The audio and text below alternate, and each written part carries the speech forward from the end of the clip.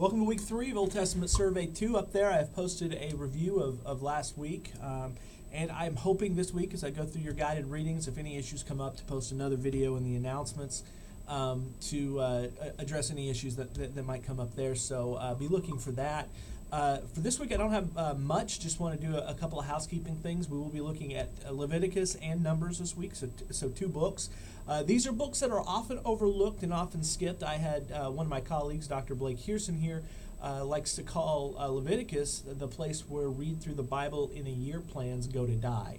And it does seem to be dry, but it's really not. It's a very important book. Both Leviticus and Numbers are very, very important books in understanding basically they make 2/5 of the Pentateuch, and the Pentateuch is the foundation on which the entire Bible is built. So if you do not understand the theology of Leviticus, you don't understand the theology of Numbers, you don't understand the lessons from those 2 books, you're going to miss a lot that the Bible is trying to teach, and a lot of what the Bible talks about, for instance, in the historical books, in the prophets, in the writings, and then going even into the New Testament. As one of our discussion board posts questions this week mentions, that Peter, when he says "be holy as I am holy," he is citing Leviticus, and he bases he assumes that his readers know what holiness means, and Leviticus teaches us about that. So you're going to be looking at that this week.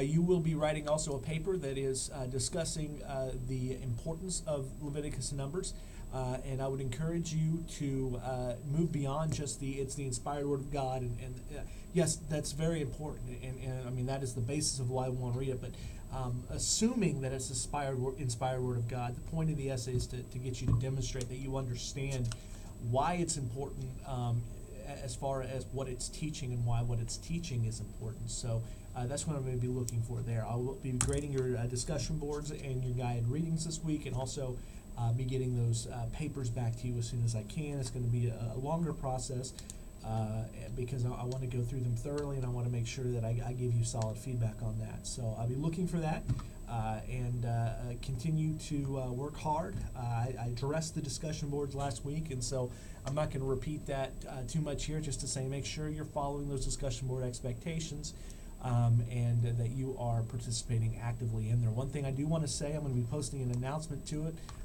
as well, and this is something I alluded to last week. This week, your first post to the discussion board is due by Wednesday.